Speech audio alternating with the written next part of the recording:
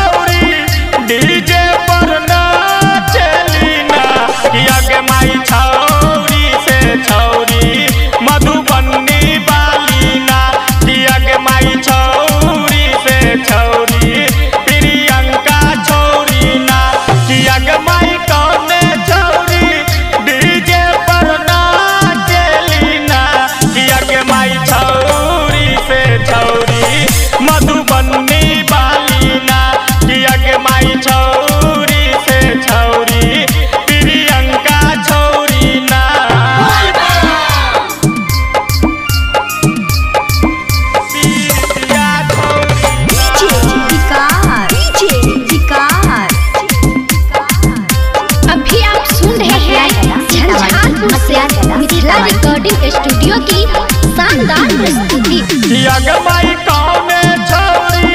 बाबा के मना बेलीना माई कौने छोरी बाबा के मना बेलीना माई छोरी से छोरी सब